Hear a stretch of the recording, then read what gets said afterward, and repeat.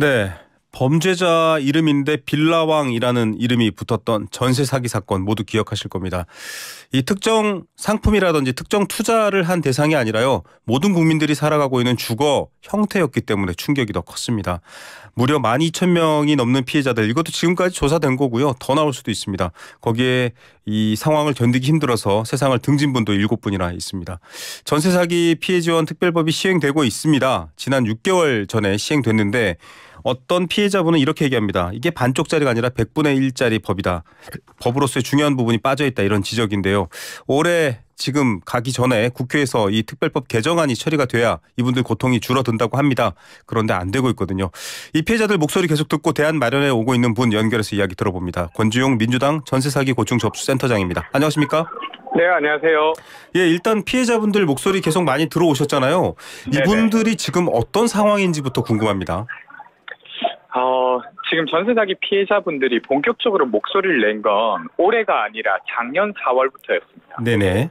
그러다가 올해 6월에 처음으로 전세 사기와 관련된 피해 구제 특별법이 만들어졌고요. 네. 근데 그 법이 만들어졌을 때만 해도 피해자분들은 그래도 법이 만들어졌으니까 네. 내 삶을 좀 더 낫게 할 뭔가가 있겠거니라고 생각했는데 네. 법이 시행된 지 6개월이 지나도록 사실 피해자분들의 일상 회복은 거의 진전이 없는 상태가 돼버린 겁니다. 네. 그러니까 당연히 특별법을 조금이라도 더 개선해서 일상으로 돌아갈 수 있는 길을 제발 만들어 달라고 하고 있는 상태고요. 예. 오늘 그 특별법 개정안 논의가 두 번째 법안 심의가 있었습니다. 네네. 소위가 있었죠. 네, 근데 오늘 논의가 잘 안 되게 되면, 네. 그러니까 오후 3시 이제 열리게 되는데, 네네. 오늘 논의가 잘 안 되게 되면 사실상 연내 특별법 개정은 불가능하게 되어서 네. 오늘 많은 피해자분들이 국회에 오시기도 했고 더불어민주당에서도 네. 목소리를 되게 높여서 내고 있는 상황입니다. 그러면 지금 여야 간에 어쨌든 민생 관련 법안이잖아요. 네네. 이것도 긴급한 상황이기도 하고요. 왜냐하면 이분들은 지금 계속 그 피해 부담을 개인들이 지고 있는 거죠. 네, 맞습니다. 예. 그러면 좀 빨리 해결해야 되는데 여야 간에 좀 얘기가 되고 있습니까? 뭐 소속은 민주당이시지만 이 국민의힘과 어떻게 소통되고 있는지 좀 정보가 있으신가요? 일단은 여야가 합의해서 법 시행이 되었던 6개월로부터 6개월 뒤인 12월에 특별법을 개정하겠다고 약속을 했었는데 네. 사실 국민의힘 쪽에서는 계속 특별법 개정안을 발의하지 않았습니다. 네. 그러니까 이제 변경을 어떻게 할지에 대한 입장을 안 내고 있다가 네네. 한 3주 전에 이제 입장을 냈고 그걸 가지고 이제 다른 민주당도 정의당도 낸 특별법 개정안을 다 통합해서 지금 심의 중인데요. 예. 지금 심의가 한번 이루어졌던 것에 대한 결과를 좀 이야기 드리면 네네. 국토부와 여당에서는 사실 특별법 개정안에서 변경돼야 될 피해자의 범위를 확대한다거나 네. 아니면 피해 구제를 적극적으로 하는 조항에 거의 대부분 반대하고 있습니다. 네. 되려 이제 피해자들이 느끼기엔 계약의 내용을 더 이제 특별법 개정안에 포함했는데요. 예를 들면 네. 어떤 거냐면 피해자로 인정되게 되더라도 피해 구제 정책을 쓰기까지 시간이 오래 걸릴 수 있습니다. 네네. 뭐 어떤 정책에 따라서는 그 피해 주택이 경매가 완료되어야 신청할 수 있는 정책들이 있는데 예.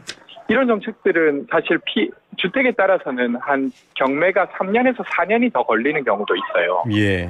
근데 이제 지금 국민의힘에서 발의한 특별법 개정안에는 피해자로 인정되고 나면 3년 안에만 네. 정책 신청을 할 수 있게 해두어서 예. 그런 부분은 피해자들이 느끼기에는 더 뭔가 상황을 더 안 좋게 하는 그런 내용들을 주장하고 있는 상황이라 진전이 잘 안 되고 있는 상황입니다. 자, 그러면 이제 피해자분들의 목소리를 저희가 소개하는 게 어떻게 보면 주기 때문에 말씀드리겠습니다. 왜 전세사기 특별법 6개월 전에 통과된 게 예, 법이 만들어진 게 이게 반쪽도 아니고 100분의 1짜리 법이냐라고 하는지 이유부터 들어봐야 될 텐데 방금 말씀하신 피해자 인정 요건 네. 전세를 아파트에만 사시지는 않잖아요.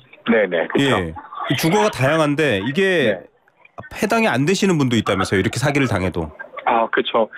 약간 두 가지를 나눠서 말씀드리면 네. 피해자로 인정되기 위해서는 4가지 요건이 필요합니다. 네네. 근데 이제 그 중에서 마지막 요건이 경찰이 이 피해가 사기 피해다라고 인정해 주는 것이 있어야만 피해자로 인정받을 수 있습니다. 네네. 근데 사실은 이제 경찰이 그런 판단을 하려고 하면 임대인의 뭔가 금융거래나 아니면 재산 변동을 알아야 되는데 그렇죠. 경찰이 그걸 수사하는 게 아니라 임차인에게 그걸 알아와 달라고 하는 상황이에요. 네. 근데 이제 임차인이 그걸 알 방법은 거의 없지 않습니까? 알아내려다가 오히려 법을 어길 수도 있죠. 네. 그러니까 피해자들 사이에서는 되려 유명한 임대인에게 피해를 당했으면 내가 피해자로 인정받았을 텐데 네네. 되려 이제 유명하지 않은 가해자에게 당하면 피해자로 인정도 못 받고 있는 네. 이 문제가 피해자 인정 범위와 관련된 게 있고요. 네. 앵커께서 말씀하신 부분은 주택의 유형에 따라서 네네. 지금 법이 말하고 있는 지원 정책에서 완전히 소외되는 경우가 네. 있습니다.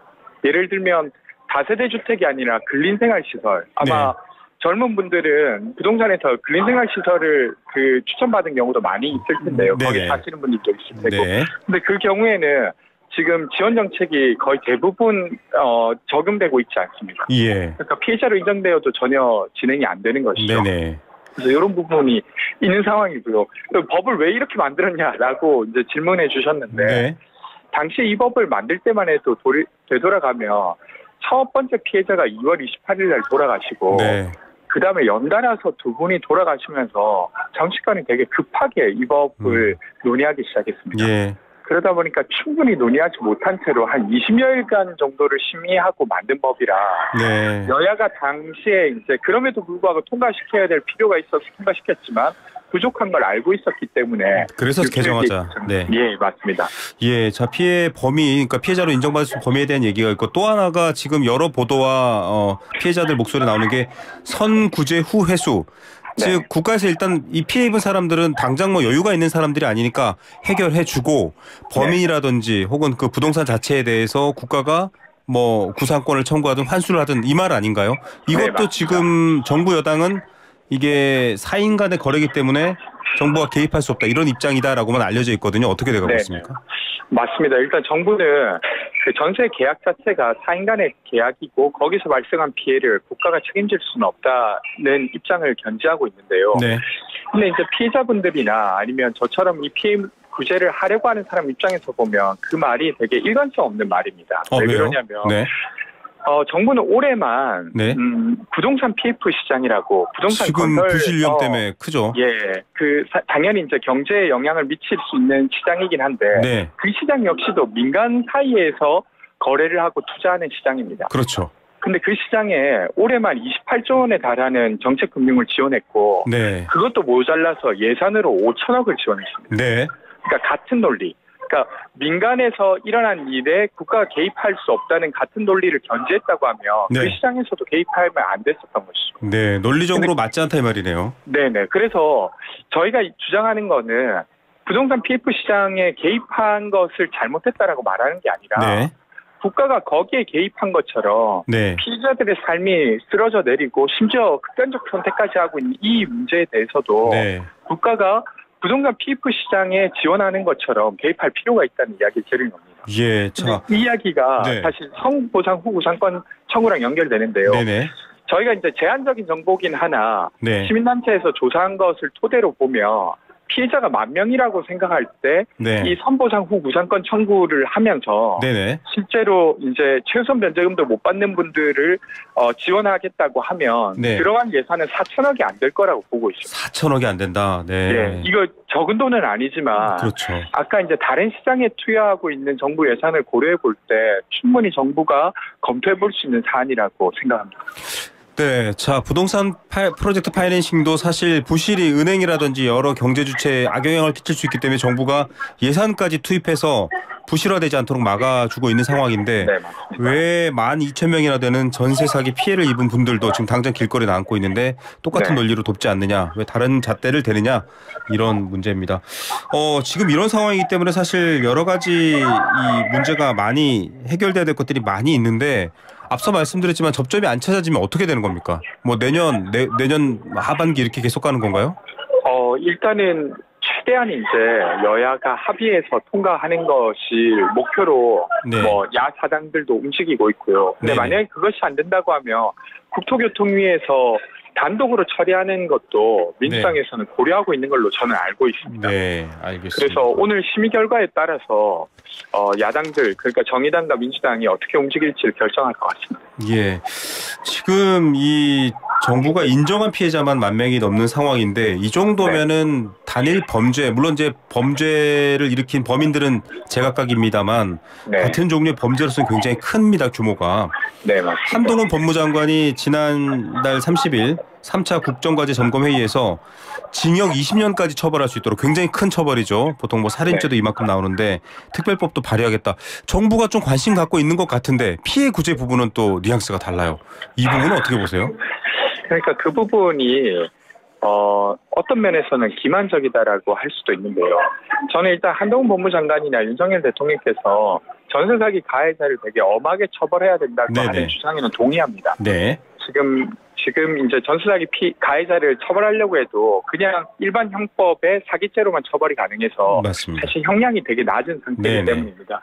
근데 사실은 이 문제를 제대로 풀기 위해서는 가해자 처벌뿐만 아니라 피해 구제가 함께 이루어져야 되고 네. 거기에 더해서 임대차 시장의 불공정 문제를 해결해야 이런 네. 일이 반복되지 않습니다. 네. 근데 이제 가해자 처벌에 대해서는 엄하게 하겠다고 하지만 두 번째 피해 구제와 피해 예방과 관련돼서는 전혀 업무를 안 하고 계신 상황이에요. 예. 되려 그런 조치를 방해하고 있는 상황까지 가고 있어서 네.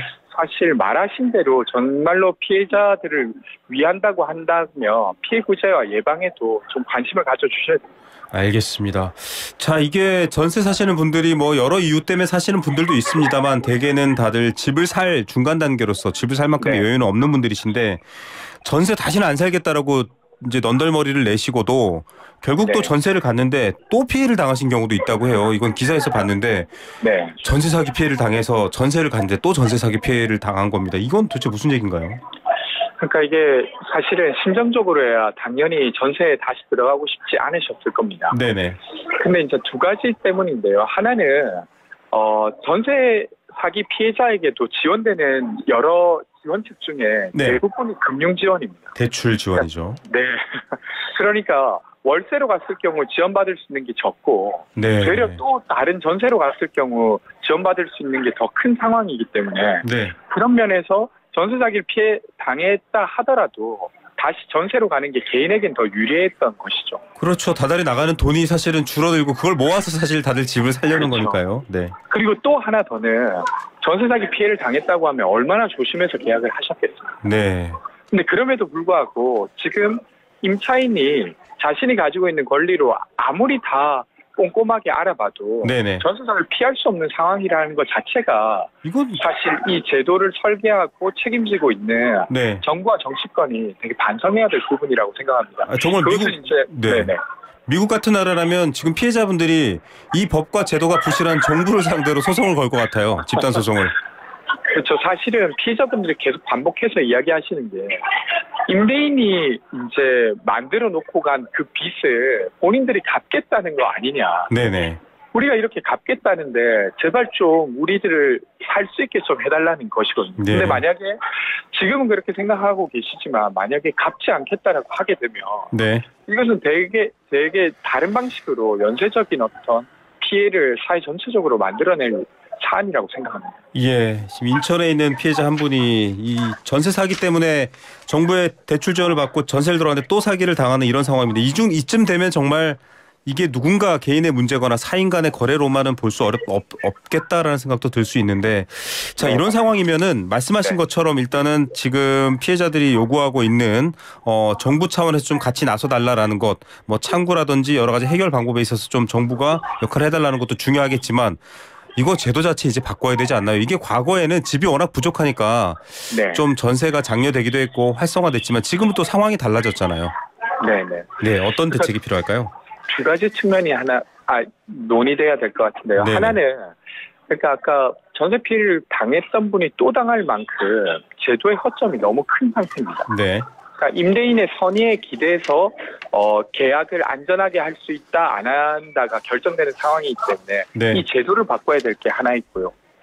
또 하나는 전세 제도가 가지고 있는 어떤 근본적인 한계인데 주택 가격에 비해 전세가가 되게 높은 상태로 지금 계약되고 있습니다. 이러다 보니까 뭐 집주인이 어떤 의도하지 않았지만 그 보증금을 돌려드리지 못할 때 사실은 집을 팔아도 보증금을 돌려받지 못한 상태가 되는 거죠. 그렇죠. 그래서 주택 가격 대비 전세가의 비율을 좀 낮추는 조치가 필요합니다. 네. 사실상 지금 전세가 유지될 수 있는 것은 정부의 보증보험의 범위라든지 아니면 정부가 보증을 서서 전세 대출을 많은 범위까지 가능하게 하고 있기 때문인 부분이 있어서 네네. 정부가 좀 단계적으로 정부가 보증하고 있는 어떤 전세 대출이나 보증보험의 비율을 좀 낮춰서 전세가율을 낮춰야 전세 보증금을 좀 안전하게 할 수 있는 그런 어떤 조치가 이뤄질 수 있을 것 같습니다. 예, 전세 보증보험을 지급해야 되는, 즉 보증금을 주인이 못 돌려준 사례도 많이 늘고 있다. 그 뉴스도 지난주에 전해드렸는데요. 네. 정말 상황이 이렇다라고 하면 대책이 필요할 것 같습니다. 끝으로 지금 피해자분들의 고통이 굉장히 큰데 뭐랄까요, 이 개정법 통과가 중요하겠지만 그 전에라도 좀 뭔가 긴급하게 도와드리거나 지원해야 될 정부나 사회 역할 좀 필요한 부분들 말씀해 주시죠. 지난 토요일만 해도 인천에 있는 전세 사기 피해 주택의 외벽이 무너져 내렸습니다. 아이고. 그래서 그 자동차 2대가 파손되었는데요. 오후 3시에 그런 일이 있었는데 만약 그때 사람이 지났다고 하면 아마 인명 피해가 있었을 겁니다. 네네. 근데 더 문제는 아직 떨어지지 않은 외벽이 되게 위태롭게 매달려 있다는 겁니다. 네. 근데 이제 전세 사기 피해 주택은 그 주택을 관리할 임대인이 도망가고 없는 상태이기 때문에 관리를 하기가 되게 어려운 상태입니다. 그리고 관리가 안 되면 그 부담이 다 세입자에게 가고 있어서 이런 것들은 좀 행정안전부라든지 아니면 해당 지자체가 서둘러 움직여줘야 될 부분이고요. 오늘 전세 사기 피해자분 2분이 삭발을 하시면서 그중에 한 분이 그런 이야기를 하셨어요. 오늘은 내가 머리카락을 자르지만 희망이 안 보인다면 나는 삶의 끈을 자를지도 모르겠다라고 이야기하셨는데 그러면 안 되죠. 정말로 이 문제를 조금 진지하게 다뤄서 저희가 이제 공동체의 일원을 이런 비극적인 일로 잃는 일은 없어야 될 것 같습니다. 알겠습니다. 자, 또 계속 그 관련 피해자분들 목소리 듣고 정치권에도 잘 전달해 주시고요. 저희도 관련한 얘기 있을 때 다시 이야기 듣도록 하겠습니다. 오늘 말씀 감사드립니다. 예, 고맙습니다. 네, 지금까지 권지웅 민주당 전세사기 고충 접수센터장이었습니다.